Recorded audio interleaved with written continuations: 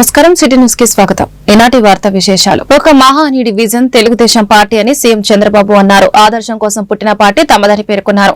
TDP కేంద్ర కార్యాలయంలో party 43వ ఆవిర్భావ వేడుకలను ఘనంగా నిర్వహించారు. ఈ కార్యక్రమంలో పాల్గొని చంద్రబాబు మాట్లాడారు. పార్టీ పెట్టి 9 నెలల్లో అధికారం దక్కించుకున్న ఏకైక పార్టీ టీడీపీ. పేదల సంక్షేమానికి నాంది పలికిన మహానుభావుడు ఎన్టీఆర్. పార్టీకి మనమంతా వారసులం మాత్రమే, పెత్తందారులం కాదు. నేను కూడా పార్టీకి అధ్యక్షుడిని, టీం లీడర్ను మాత్రమే. ప్రతి కార్యకర్తకు న్యాయం చేయాలి. తెలుగువారు ఉన్నంత వరకు పార్టీ ఉంటుంది. పార్టీని లేకుండా చేయాలని చాలా మంది ప్రయత్నించారు. అలాంటి వారు కాలగర్భంలో కలిసిపోయారు. టీడీపీని ఏమి చేయలేకపోయారు. ముహూర్త బలం చాలా గొప్పది. పార్టీ సంకల్పం బలం కూడా చాలా గొప్పదని చంద్రబాబు వ్యాఖ్యానించారు.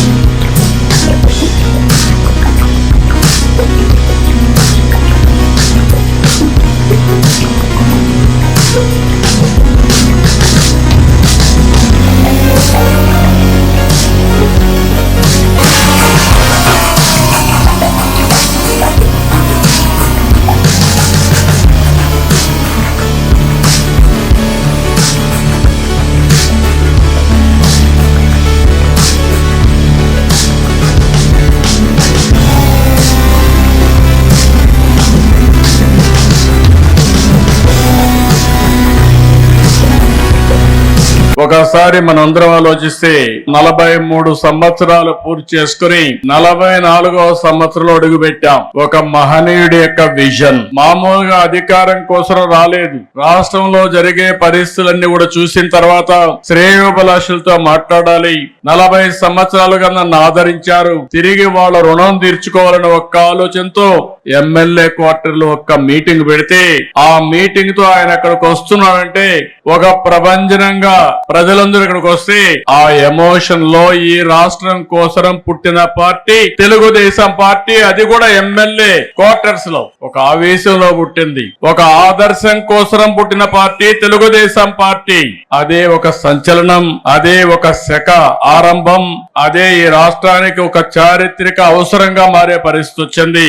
అలాంటి మహనీయుడు పెట్టిన స్ఫూర్తి మనందరిలో ఉంది. ప్రపంచ చరిత్రలో ఇప్పుడు కూడా ఎవ్వరూ ఈ రికార్డు బ్రేక్ చేయలేరు. పార్టీ పెట్టి 9 నెలల్లో అధికారం వచ్చిన ఏకైక పార్టీ ప్రపంచం. ఒకప్పుడు మనం ఒకసారి ఆలోచిస్తే ఈ పార్టీకి మనందరం వారసులం. ఈ విషయం మీరందరూ గుర్తుపెట్టుకోవాల్సిన అవసరం ఉంది. నేను కూడా ఈ పార్టీకి ఒక అధ్యక్షుడిని, ఒక టీం లీడర్ ని మాత్రమే. నా ఆలోచన తెలుగుదేశం పార్టీ శాశ్వతంగా ఉండాలి. తెలుగు వారున్నంత వరకు తెలుగు వారి కోసం తెలుగుదేశం పార్టీ ఉంటుంది. దాంట్లో ఏ మాత్రం అనుమానం లేదు. మనందరం వారసులం మాత్రమే గాని పెత్తందారులు మాత్రం కాదు. ప్రతి ఒక్క కార్యకర్తకు న్యాయం చేసి తిరిగి ఈ సాంప్రదాయాన్ని భావితరాలకు అందించవలసిన బాధ్యత మనందరి పైన ఉందని చెప్పి మరొకసారి విజ్ఞప్తి చేస్తున్నా.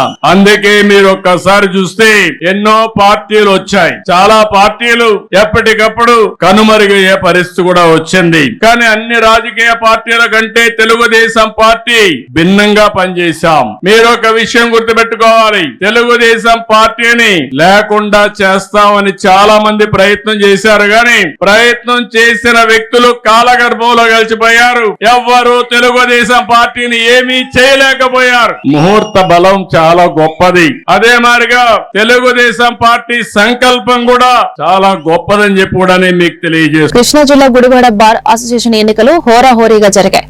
సీనియర్ న్యాయవాదులు కొడాలి హరినాథ్, తుమ్మలచెర్ల శ్రీనివాసులు ప్యానెల్ మధ్య ఉత్కంఠ పోరు జరిగింది. ఎన్నికల అధికారిగా సీనియర్ న్యాయవాది పఠాన్ ఖాజీబాన్ వ్యవహరించారు. ఈ ఉత్కంఠ పోరులో బార్ అసోసియేషన్ అధ్యక్షులుగా తుమ్మలచెర్ల శ్రీనివాసులు, ఉపాధ్యక్షునిగా వివికే దుర్గా ప్రసాద్, ప్రధాన కార్యదర్శిగా బి క్రాంతి, కోశాధికారిగా యు కోటేశ్వరరావు, గ్రంథాలయ కార్యదర్శిగా పివి రాజు ఎన్నికయ్యారు.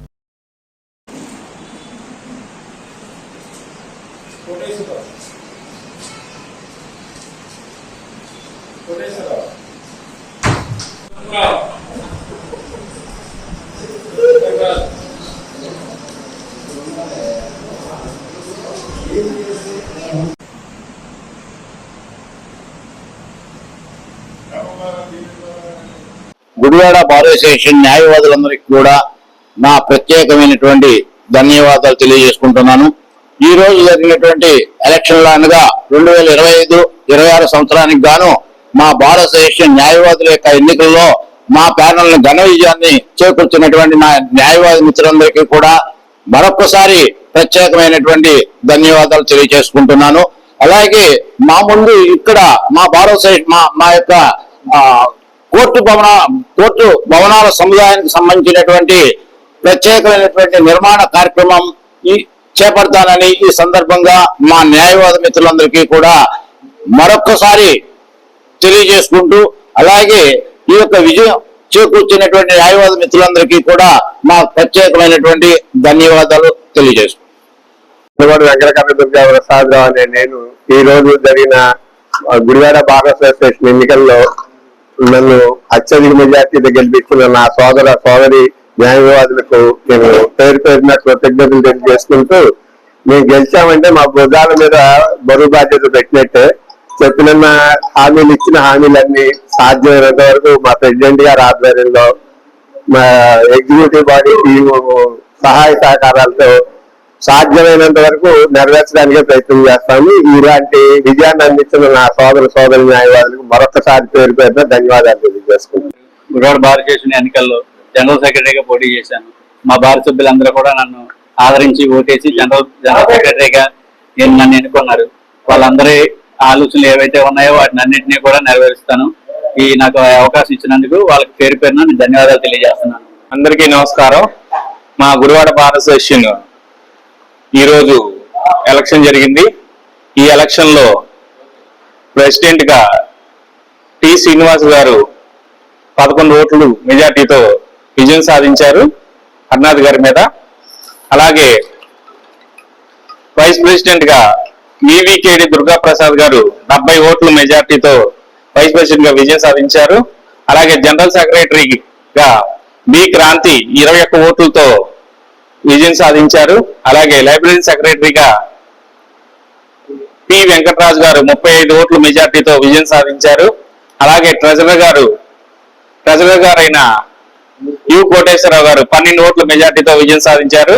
మిగతా 3 పోస్టులు జాయింట్ సెక్రటరీగా GNH తిరుమలరావు గారు యునానిమస్ గా. అకౌంట్స్ డే ని పురస్కరించుకొని గుడివాడ డివిజన్ అకౌంట్స్ అసోసియేషన్ మరియు కృష్ణా జిల్లా ట్యాక్స్ ప్రొఫెషనల్ అసోసియేషన్ వారు సంయుక్తంగా ఈ రోజు GST and income tax seminar ను IMA హాల్లో నిర్వహించారు. ఈ కార్యక్రమానికి ముఖ్య అతిథిగా central goods and service tax superintendent Challa Gayatri, assistant commissioner of state tax Gudivada circle Satish Babu హాజరయ్యారు. సమావేశంలో ఆదాయపు పన్ను చట్టంలోని మార్పులపై MR ప్రసాద్, జీఎస్టీలోని మార్పులపై డి శివకిషోర్ అవగాహన కల్పించారు.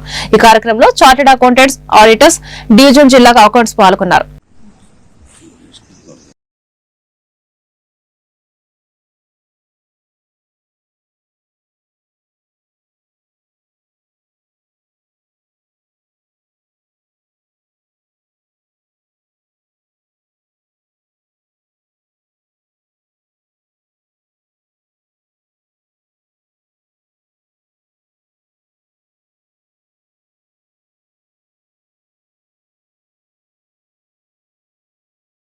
ఇటలీ గణిత శాస్త్రవేత్త, వ్యాపార గణిత శాస్త్రంలో వినూత్నమైన మార్పులైనటువంటి అటు కృష్ణా జిల్లా district professionals association, Gudivada division accountants association రెండు సంయుక్తంగా మన income tax, goods service tax రెండింటి మీద అవగాహన సదస్సు ఏర్పాటు చేయడం అయింది గుడివాడలో IMA హాల్లో. దీనికి ఉయ్యూరు, లేకపోతే గన్నవరం, విజయవాడ, కైకులూరు, ఇతర ప్రాంతాల్లో ఉన్న అకౌంటెంట్స్ కూడా వీళ్ళ ఆహ్వానం మేరకు జిల్లా అసోసియేషన్ సభ్యులు కాబట్టి వాళ్ళు కూడా వచ్చారు. సుమారుగా 100 మంది సభ్యులు ఇక్కడ గ్యాదర్ అయ్యారు. మరి ఈ గుడివాడ డివిజన్ అసోసియేషన్ కి గౌరవ అధ్యక్షుడు మండల హనుమంతరావు గారు, ఆయన కూడా ఇక్కడ చేశారు. అట్లాగే state GST assistant commissioner madam, తర్వాత సెంట్రల్ GST సూపరింటెండెంట్ గారు కూడా. మార్చి 29 సందర్భంగా అకౌంటెంట్స్ డేకి అకౌంట్స్ డే చదువుకుంటున్నాం. అకౌంటెంట్స్ అందరికీ ఈ రోజు ఒక పండగ. దానికి కారణం ఏంటంటే 14వ శతాబ్దంలో ఇటలీ గణిత శాస్త్రవేత్త Luca Pacioli double entry system, ledger book keeping, balancing accountant అనే సిస్టాన్ని ఆవిష్కరించి వ్యాపార గణిత శాస్త్రానికి పరిచయం చేశారు. దానివల్ల వ్యాపార గణిత శాస్త్రంలో ఎన్నో మార్పులు వచ్చాయి. దాని కాల్పుడైనటువంటి లూకా పగోలియో అని ఫాదర్ ఆఫ్ అకౌంటెంట్ అన్నారు. వారి పుట్టినరోజు అయినటువంటి మార్చి 29ని మేము అకౌంటెన్స్ డేగా గత పుష్కర కాలంగా జరుగుతున్నాం. ఈ కార్యక్రమంలో ఈ సంవత్సరం మారిన చట్టాలైనటువంటి GST, ఆదాయ పన్నుల గురించి మేము భాగంగా కొత్తగా వచ్చిన అనేక రకాల మార్పులు అనగా ఇన్వాయిస్ మేనేజ్మెంట్ సిస్టమ్ అనే IMS అనే కొత్త విధానం, GSTR 1A, అలాగే కొత్తగా అద్దెల మీద చెల్లించే రివర్స్ ఛార్జ్ మెకానిజం, అలాగే స్క్రాప్ డీలర్లకు వర్తించే రివర్స్ ఛార్జ్ మెకానిజం, అలాగే ఇప్పుడు 31 మార్చ్ క్లోజ్ అవుతుంది కాబట్టి ఫైనాన్షియల్ ఇయర్ 24-25 కి సంబంధించిన అనేక ముఖ్యమైన ఈరెండ్ యాక్టివిటీస్ ఏవైతే జాగ్రత్తలు తీసుకోవాలో వాటి గురించి కూడా ఇలా అనేక రకాల ఇతరత్ర అంశాలపై అవగాహన సదస్సుని ఏర్పరిచారు. ఇది ఒక మంచి అవకాశం. మేము మా నాలెడ్జ్ ని షేర్ చేసుకోవడానికి ఇక్కడికి వచ్చాం. సో అందులో ఎన్నికలకు ముందు తమను గెలిపిస్తే విద్యుత్ ఛార్జీలను తగ్గిస్తామని హామీ ఇచ్చిన కూటమి ప్రభుత్వం గెలిచిన తర్వాత అంతకు రెట్టింపుగా పెంచడం దుర్మార్గమని CPM గుడివాడ పట్టణ కార్యదర్శి RCP రెడ్డి విమర్శించారు. అవినీతి జరిగిందని అమెరికా కోర్టులో కేసు వేసిన తర్వాత దోషులపై చర్య తీసుకునేది పోయి సమర్థించడం దారుణమన్నారు. ఇప్పటికైనా ప్రభుత్వం మేల్కొని ప్రజల పైభాగాలను తగ్గించకపోతే పోరాటాలను తీవ్రతరం చేస్తామని హెచ్చరించారు. ఈ కార్యక్రమంలో CPM పట్టణ కమిటీ సభ్యురాలు P రజనీ, సురేంద్ర, I కృష్ణ, జిల్లా కార్యదర్శి సమరం, వినియోగదారులు పాల్గొన్నారు.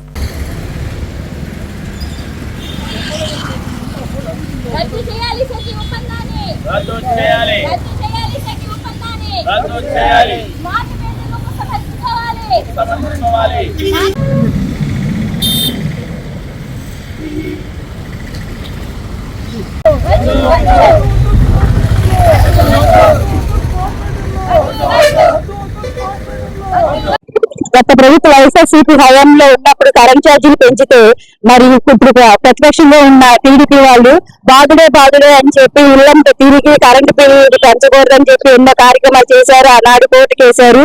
అంతేకాకుండా స్మార్ట్ మీటర్లు బిగిస్తే పగలగొట్టమని కూడా హెచ్చరించారు. అదే ప్రభుత్వం ప్రజలు ఎంతో నమ్మి ప్రజల భారాలు తీరుస్తారని చెప్పి ఇప్పుడు ప్రభుత్వాన్ని వాళ్ళకి అప్పచెప్పితే ఇప్పుడు కూటమి ప్రభుత్వం ఉన్న టీడీపీ వాళ్ళు మళ్ళీ అదే గత ప్రభుత్వం ఏదైతే చేసిందో అదే పాటలో నడుస్తున్నారు. ప్రజల మీద భారాలేసి విద్యుత్ ఛార్జీలు పెంచుతున్నారు.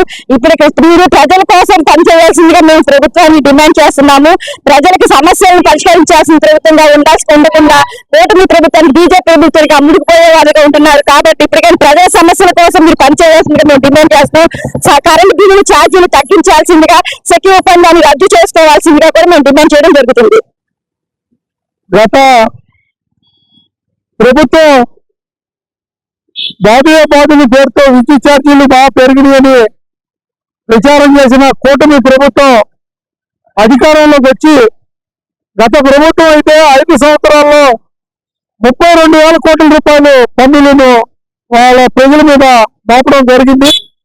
కానీ కూటమి ప్రభుత్వం అధికారంలోకి వచ్చిన తర్వాత అంటే 9 నెలల్లో 10 నెలల లోపలనే 15,000 కోట్ల రూపాయలు ప్రజల మీద భారం మోపారు. ఆ రోజు గత ప్రభుత్వం టైంలో రైతులకు పప్పు చెట్లకి స్మార్ట్ మీటర్లు బిగిస్తున్నాయి. ఈ రోజున్న ITA మంత్రి నారా లోకేష్ గారు స్మార్ట్ మీటర్లు పగలగొట్టండి అని ఆయన ఆ రోజు పిలిపించారు. కానీ వీళ్ళు కూడా అధికారంలోకి వచ్చి ఇప్పుడు స్మార్ట్ మీటర్లు కమర్షియల్ వ్యాపారాలకి స్మార్ట్ మీటర్లు బిగిస్తున్నారు. రేపు రాబోయే రోజుల్లో ఇలా కూడా బిగించడానికి సిద్ధపడతా ఉన్నారు.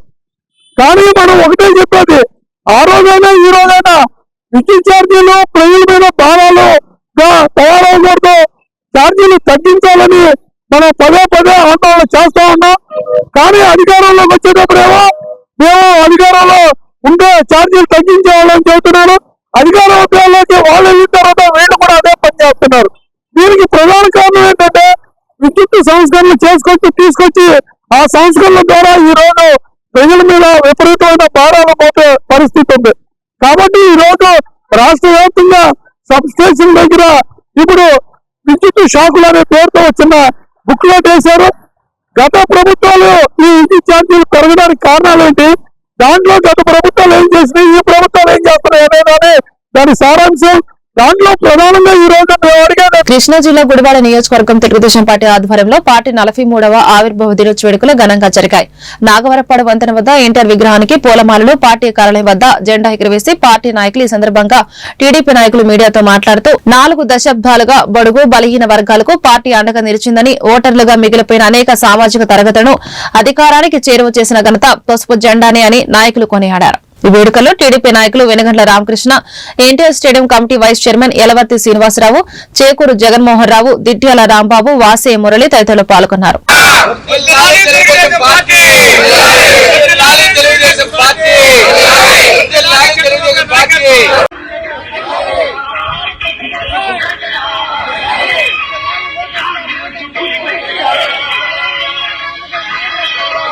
జిందాబాద్ తెలుగుదేశం పార్టీ, జిందాబాద్ తెలుగుదేశం పార్టీ, జిందాబాద్ తెలుగుదేశం పార్టీ, జోహార్ ఇండియా, జోహార్ ఇండియా, జోహార్ ఇండియా.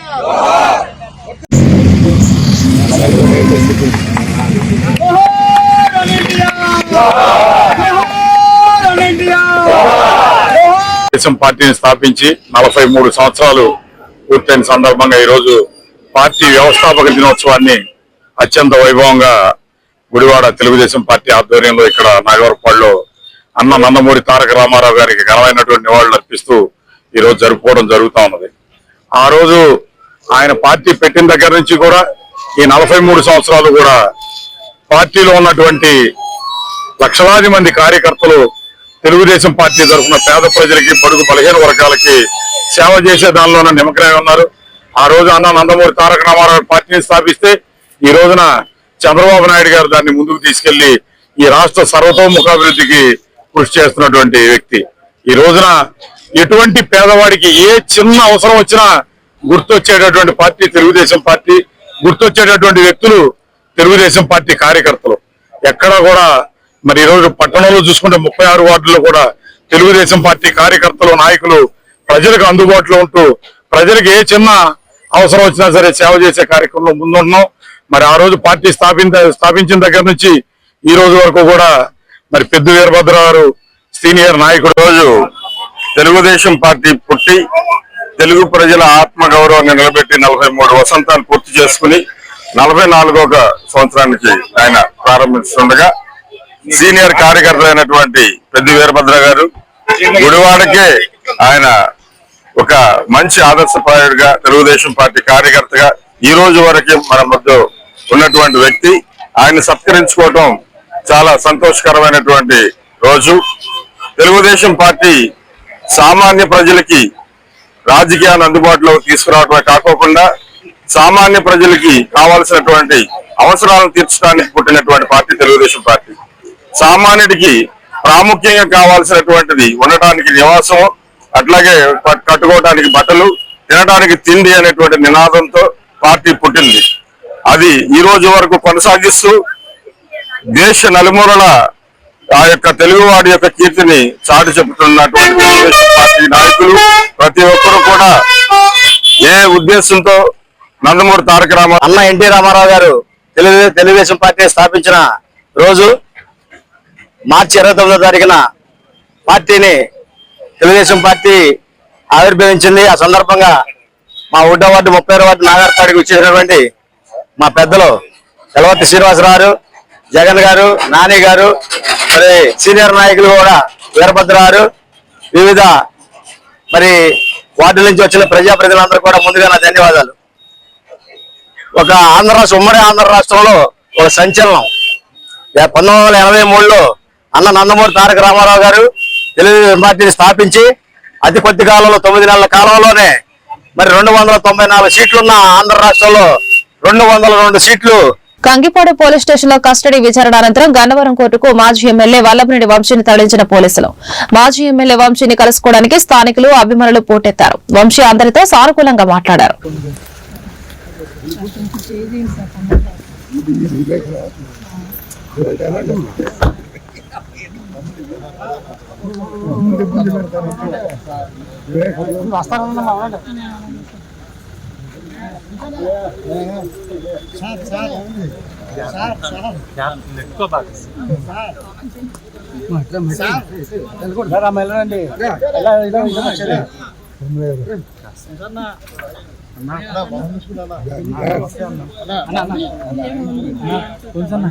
అదేంటి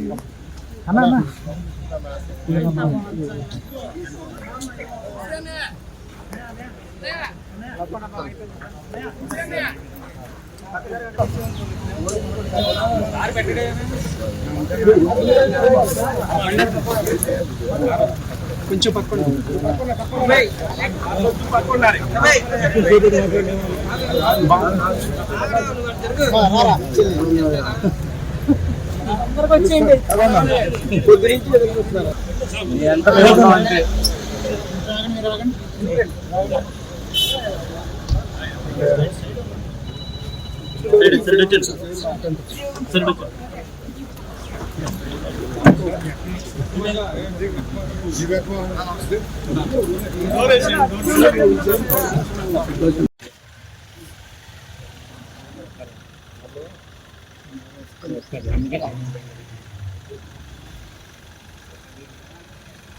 ఈ వార్తలు ఇంతటితో సమాప్తం. నమస్కారం.